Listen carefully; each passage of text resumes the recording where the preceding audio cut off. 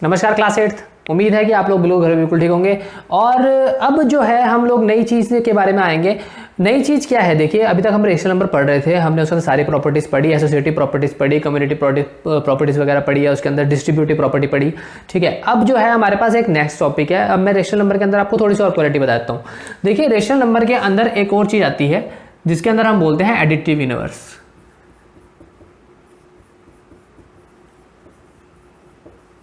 हिंदी में इसको बोलते हैं योज्य प्रतिलोम।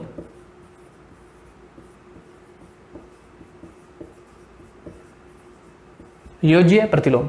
देखिए अब चाहने को मैं एक काम ऐसा भी कर सकता हूं कि एक लंबा सा वीडियो बना दूं, लेकिन मैं ऐसा नहीं करता। इसका कारण ये है कि मैं आप लोगों को टॉपिक वाइज बताना चाहता हूं। जैसे आप लोग कोई प्लेलिस्ट वगैरह में सर्च मारेंगे या गूगल वगैरह पर सर्च करेंगे तो मैं अलग अलग से टॉपिक से आपको बता रहा हूं, ताकि वीडियो जो है थोड़ा कम उसका बन जाए। ठीक है, और ज़्यादा टाइम भी खरीद ना करे और आपको ना ज़्यादा स्किप ना करना पड़े उसको। तो आपके पास एक अलग से टॉपिक रहेगा इन चीज़ों के लिए। जैसे एडिटिव इनवर्स ढूंढना है तो आपको अलग मिल जाएगा, डिस्ट्रीब्यूटिव प्रॉपर्टी पढ़नी है तो आपको अलग मिल जाएगा। हर चीज़ का टॉपिक वाइज आपको मैंने अलग अलग करके दिया है, इंग्लिश हिंदी दोनों में समझाया है।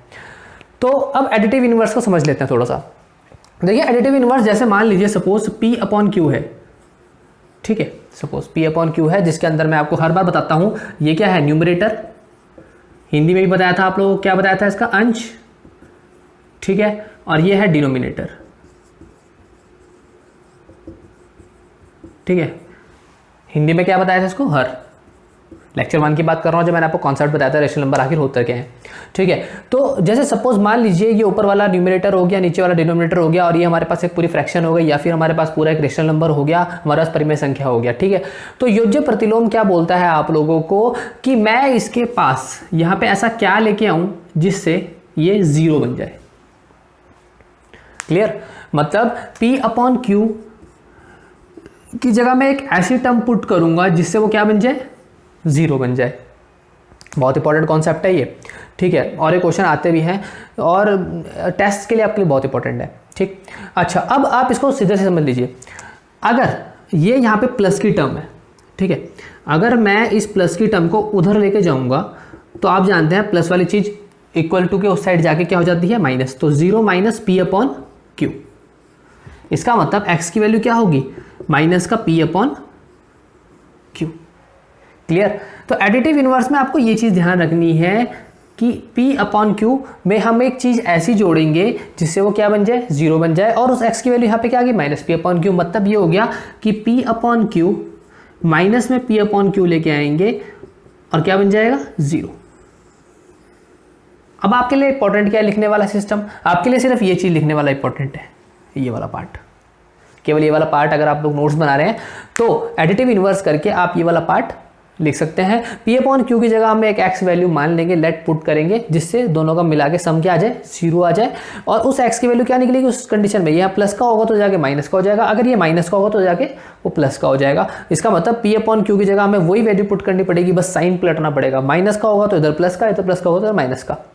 इसको फिर से हम एक बात करते हैं, मैं आपको एग्जाम्पल से ही समझाता हूँ, वो क्लियर हो जाएगा आप लोगों को फिर तब। तो इतना आप इसको उतार लीजिए।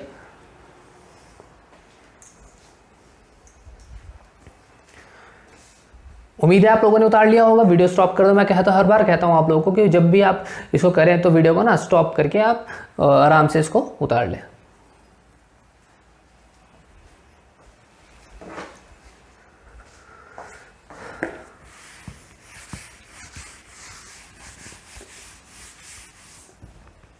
समझ लेते हैं। सपोज मान लीजिए मेरे पास एक वैल्यू है 2 अपॉन 7। ठीक, मेरे पास वैल्यू है 2 अपॉन 7 और मुझे क्या बोलेगा कि find the additive inverse. Find the additive inverse. ठीक, हिंदी में योज्य प्रतिलोम ज्ञात कीजिए। योज्य प्रतिलोम ज्ञात करो, इसके जैसे अभी एग्जांपल्स करेंगे। ठीक, ऐसे बोलेगा आपको योज्य प्रतिलोम ज्ञात करो। क्लियर,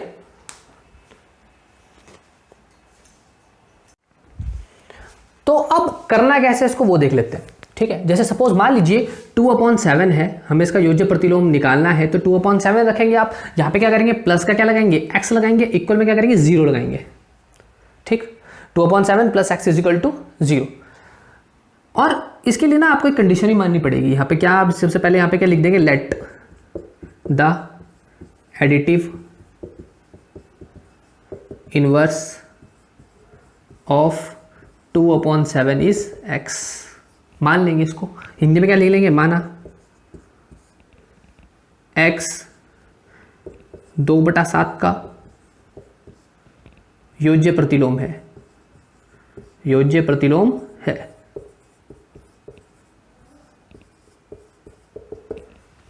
क्योंकि जब आप स्टेप वाइज काम करेंगे तो आपको बकायदा लिखना पड़ेगा उस चीज़ को, ठीक है। एनसीईआरटी हमको ये बात बोलता है, क्योंकि आप डायरेक्ट शॉर्टकट कर देंगे तो दिक्कत होगी। तो ये लाइन आप जरूर लिख लें कि हमने इसके साथ माना है 2.7 + x = 0। अब इस कंडीशन में क्या होगा, ये वहां पे चला जाएगा, तो x = क्या हो जाएगा, 0 - 2/7। इसको सॉल्व करेंगे तो क्या आ जाएगा, -2/7। क्लियर। तो फिर आप लास्ट में लिखेंगे सो, हिंदी वाले अतः, हिंदी वाले क्या लिखेंगे, अतः। तो -2/7 is the additive inverse of 2/7। बकायदा आपको लाइन भी लिखनी पड़ती है पेपर में, ठीक है। क्योंकि डायरेक्ट अगर कहता है आप लोगों को, टीचर भी अगर बोलते हैं डायरेक्ट है, आपके नंबर्स के ऊपर डिपेंड करता है। सपोज अगर एक क्वेश्चन 1 नंबर में आता है तो आप डायरेक्ट कर दीजिए फटाफट से, कोई भी 2.7 + x = 0 लगाया, x = -2.7 कीजिए, सीधा लास्ट में लाइन लिख दिया कि हाँ जी भैया ये उसका योज्य प्रतिलोम होता है। और अगर थोड़ा सा वैल्यू बढ़ा देते हैं टेस्ट में, जैसे टेस्ट में क्वेश्चन की वैल्यू हम बढ़ा देते हैं, 1 नंबर का क्वेश्चन हम 2 नंबर में दे देते हैं, टेस्ट चेक कर रहे हैं, तब उस कंडीशन में बात अलग है, ठीक है। और यहाँ पे अगर क्या करेंगे, यहाँ पे क्या लिख देंगे फिर कि -2/7 का योज्य प्रतिलोम है, योज्य प्रतिलोम है। क्लियर। ये हो गया इसका एक एग्जांपल। अब आप इस एग्जांपल को लिख भी सकते हैं। अगर सपोज मान लीजिए यहाँ पे वैल्यू माइनस आ जाए, क्वेश्चन आपको, अब आप इस चीज़ को उतार लेना, पहले फिर से मैं आपको बोलता हूँ इस चीज़ को उतार लेना। एक क्वेश्चन आपका 1 हो गया, ये क्वेश्चन ए हो गया आपका 2/7 वाला। मैं इस क्वेश्चन को बदल रहा हूँ, ठीक है। क्वेश्चन नंबर ए आप उतार लीजिए, ठीक है। अब सपोज मान लीजिए क्वेश्चन क्या हो गया, बी आ गया ये क्वेश्चन, और यहाँ पे क्या आ गया, -6, सपोज -6/7। तो फिर आपको वैसे ही करना है, बिल्कुल सेम स्टेप वही करना है, चेंज करके दिखा रहा हूँ। इसको उतार लेना, वीडियो को पॉज कर लेना, और फिर उसके बाद इस दूसरे एग्जाम्पल को उतार लेना, एग्जाम्पल नंबर बी को, जो मेरी तरफ से है, ठीक है। तो उस कंडीशन में क्या होगा, यहाँ पे माइनस आ जाएगा, जो यहाँ पे 2.7 है, -6/7 हो जाएगा। जो क्वेश्चन मैं आपको दिया था वो आप यहाँ पुट कर दोगे, प्लस का x आ जाएगा, 0 आ जाएगा। फिर आपको फिर से वही क्या मानना है कि let the additive inverse of इस x = 0, तो यहाँ पे -6/7 रख देंगे कि हमने मान लिया कि -6/7 का योज्य प्रतिलोम क्या है, अभी x है, हमने मान रखा है, अभी हमने सॉल्यूशन नहीं करा। तो x = यहाँ पे जब ये -6/7 है, उधर जाके किसका हो जाएगा, प्लस का 6/7 आ जाएगा। तो आपका रिजल्ट भी क्या आएगा, 6/7। आपका रिजल्ट भी क्या आएगा, 6/7। अब यहाँ पे ये भी क्या हो जाएगा, प्लस का 6/7, ठीक है, कि प्लस का 6/7 is the additive inverse of the minus का 6/7। बस अब बस कुछ नहीं करना, आपको जस्ट वैल्यू बदलनी है।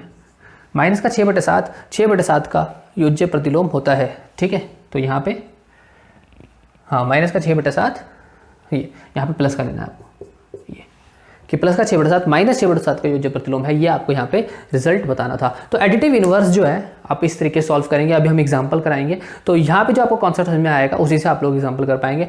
और एग्जांपल्स में भी मैं आप लोगों को थोड़ा ना थोड़ा कॉन्सेप्ट वगैरह बताता रहूँगा, फिर एक्सरसाइज करने वाले आसान पड़ जाएगी, ठीक है। तो इसको आप लोग रब कर लीजिए, इसको आप लोग उतार लीजिए, सॉरी मैं रब कर लेता हूँ, और फिर उसके बाद हम लोग नई चीज़ सीखते हैं, मल्टीप्लिकेटिव इनवर्स को। तो इसको आप वीडियो को पॉज करके इसको उतार लीजिए। इस चीज़ को आप लोगों ने उतार लिया होगा, तो अब हम इसको रब करने वाले हैं, ठीक है। हमने इसके अंदर 2 एग्जांपल्स पढ़े, ठीक है। पहला 2/7 प्लस का था, और फिर जो दूसरा वाला था वो माइनस का 6/7 था। तो उम्मीद है कि आप लोगों को समझ में आ गया होगा, फिर भी कोई दिक्कत होगी जरूर बताएं, ठीक है। अब यहाँ पे एडिटिव इनवर्स का जो कॉन्सेप्ट है वो बिल्कुल क्लियर है। अगर फिर भी आप लोगों को दिक्कत होगी तो मुझे आप लोग व्हाट्सएप मैसेज छोड़ देना, ठीक है, कमेंट छोड़ देना हमारे वाले जो ग्रुप में है, या फिर आप लोग मुझे इस वीडियो के नीचे कमेंट में जरूर बता दें अगर कोई प्रॉब्लम होगी तो, ठीक है। अच्छा, अब यहाँ पे अब हम एक नई चीज़ सीखते हैं, ठीक है। एडिटिव इनवर्स हम लोगों ने सीख लिया, अब हम सीखते हैं multiplicative inverse.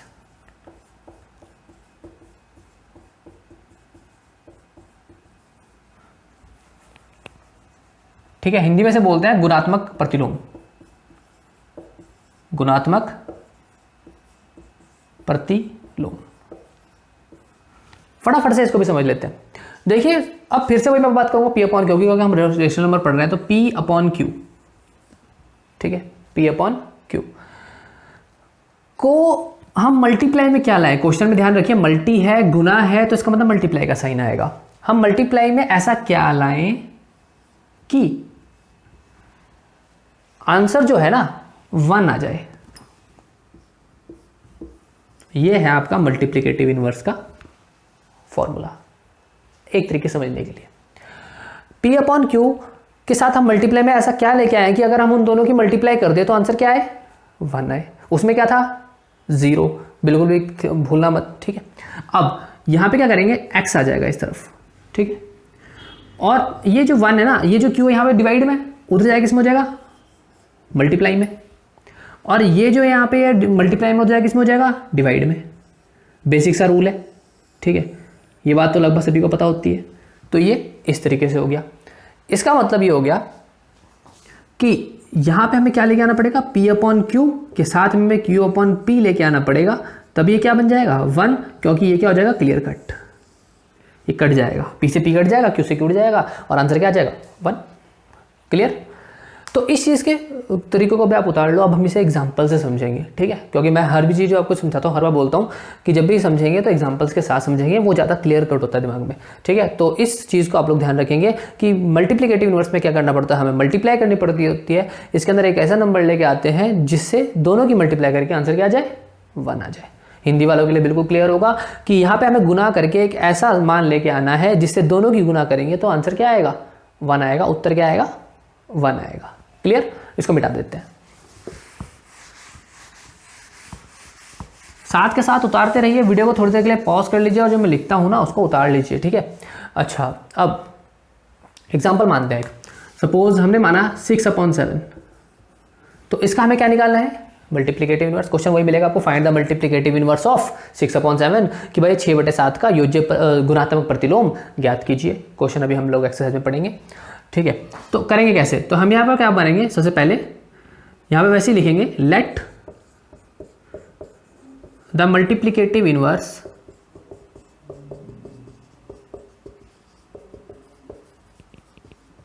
Of 6 upon 7 is x। हमने मान लिया कि 6 अपॉन 7 का मल्टीप्लिकेटिव इनवर्स क्या है, x है। माना 6/7 का गुणात्मक प्रतिलोम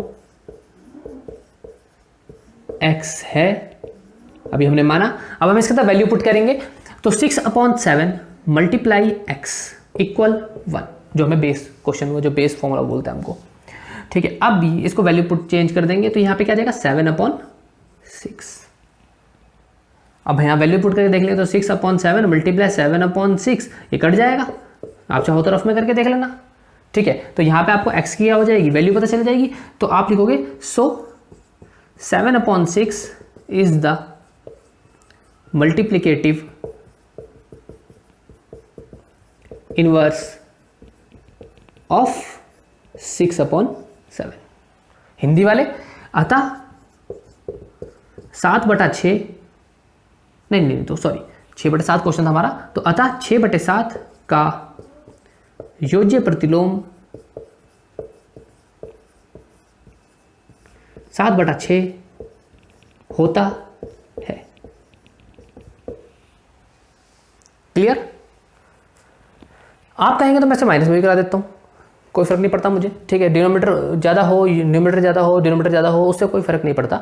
तो अगर आप चाहोगे तो मैं इसको करा भी दूंगा। वैसे इसके साथ एग्जांपल्स बहुत आने वाले हैं। फिलहाल आप एक काम कीजिए, मल्टीप्लिकेटिव इनवर्स का आप एक एग्जांपल लेके चलिए, बाकी एक्सरसाइज पढ़िए हमारा पूरी करने के लिए, तो उसके अंदर आप इस चीज़ को समझ जाएंगे। उम्मीद है कि आप लोगों को कॉन्सेप्ट ब्लू क्लियर समझ आ गया होगा। तो इस वीडियो के अंदर हमने क्या सीखा, इस वीडियो के अंदर हमने सीखा कि एडिटिव इनवर्स किसे कहते हैं, मल्टीप्लिकेटिव इनवर्स किसे कहते हैं, योज्य प्रतिलोम किसे कहते हैं, गुणात्मक प्रतिलोम किसे कहते हैं, ठीक है, और कैसे उनको सॉल्व किया जाता है। बेसिक सा फॉर्मूला सीखा एडिटिव इनवर्स का, फिर से बता देता हूँ। एडिटिव इनवर्स का फॉर्मूला क्या होता है, P अपॉन Q, ठीक है, साइन चेंज, साइन प्लस में लेके आएंगे उस चीज़ को, P upon Q plus x is equal to 0, P upon Q plus x is equal to 0। और इसका बेसिक फॉर्मूला क्या होता है कि P upon Q multiply x equal 1, basic सा फॉर्मूला, ठीक है। तो इस वीडियो में हम लोगों ने इतनी चीज़ सीखी। मिलेंगे आप लोगों से नेक्स्ट वीडियो में। इस तरीके से जुड़े रहिए रियल क्लासेस से। देखने के लिए धन्यवाद।